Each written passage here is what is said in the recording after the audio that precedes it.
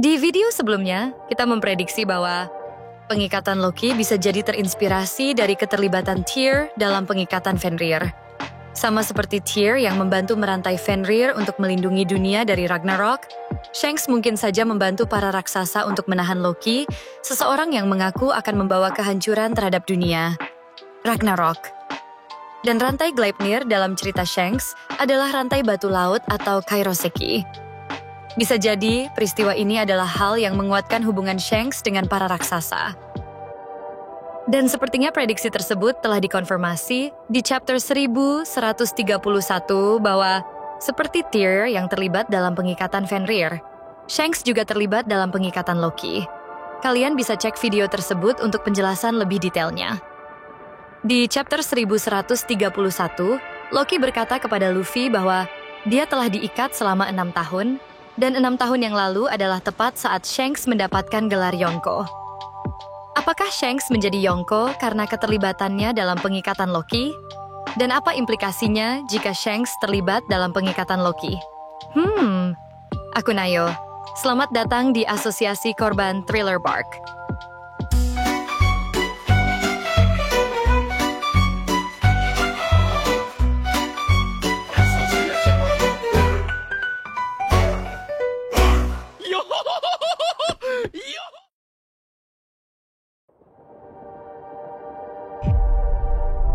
Enam tahun lalu, Shanks secara resmi mendapatkan gelar Yonko.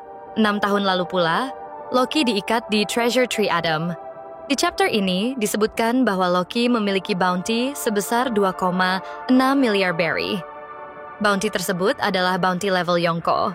Karena Blackbeard saja hanya mendapatkan bounty sebesar 2,4 miliar berry. Di awal, ia menjadi Yonko. Artinya, ada satu masa di mana pemerintahan dunia lebih merasa terancam dengan keberadaan Loki dibandingkan dengan Blackbeard.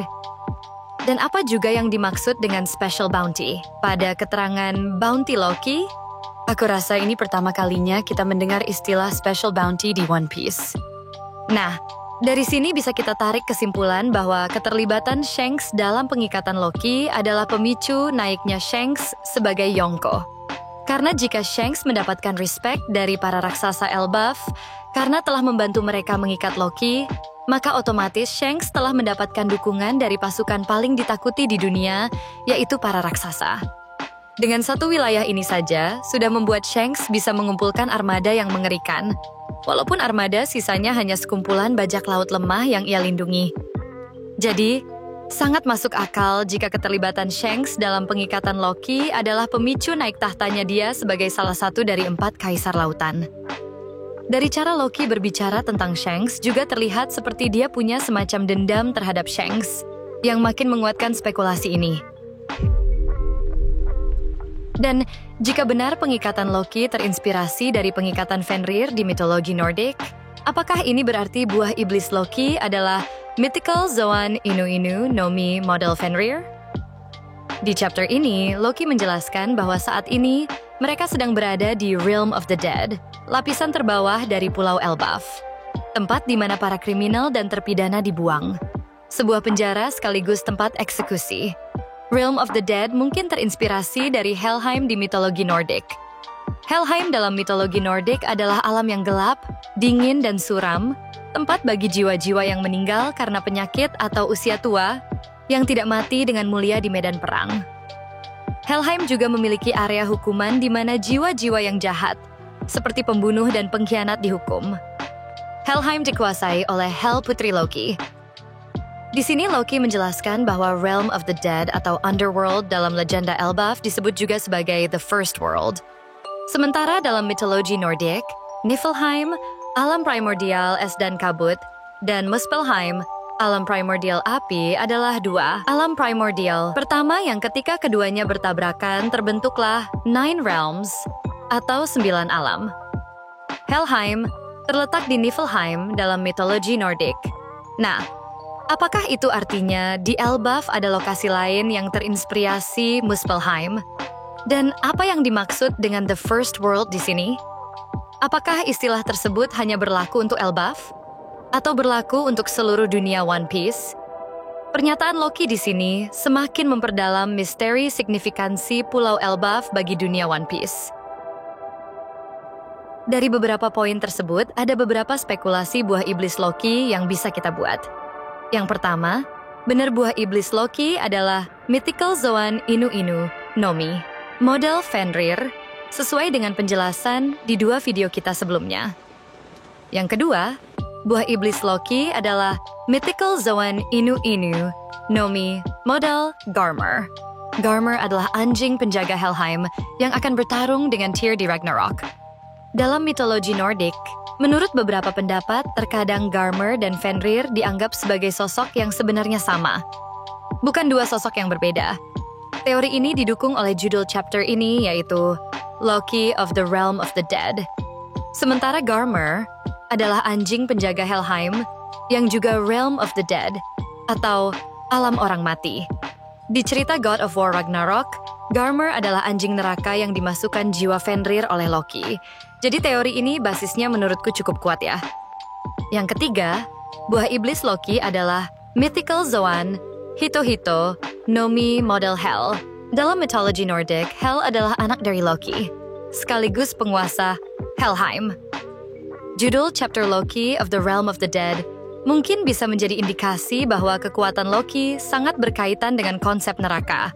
Dan Hel, seorang dewi penguasa neraka, adalah salah satu opsi yang sangat mungkin. Di luar itu semua, sebetulnya banyak sekali teori-teori menarik tentang buah iblis Loki, seperti teori God Elbaf yang diteorikan oleh Mr. Morge, dan juga berbagai macam teori lainnya yang Ohara sebutkan di videonya, seperti Odin, Surtur, dan Nidhogg. Di video kita yang sebelumnya juga ada beberapa teori alternatif lain yang bisa kalian cek langsung penjelasannya. Tapi untuk saat ini, menurutku tema Realm of the Dead masih sangat kuat untuk digunakan sebagai basis teori buah iblis Loki. Lalu, kalau kita perhatikan, senjata di punggung Loki adalah sebuah palu besar. Sementara palu dengan nama Mjolnir adalah senjata milik Thor di mitologi Nordik. Nah, menurutku, nama dari palu Loki adalah Thor, bukan Mjolnir. Karena nama Thor sudah beberapa kali disebutkan di cerita One Piece, yaitu di jurus Thor-nya Enel dan Thor Elephant Gun milik Luffy. Artinya, nama Thor bukanlah nama orang biasa, tetapi nama tokoh mitos yang ada di dunia One Piece. Dan Loki menamai palunya Thor adalah sesuatu yang cukup masuk akal. Di chapter ini juga, Loki menawarkan Luffy mengalahkan bajak laut manapun yang dia mau jika Luffy membebaskannya. Melihat tawaran tersebut, menurutku mungkin yang nantinya akan membebaskan Loki adalah Kid, jika dia selamat dari serangan Shanks.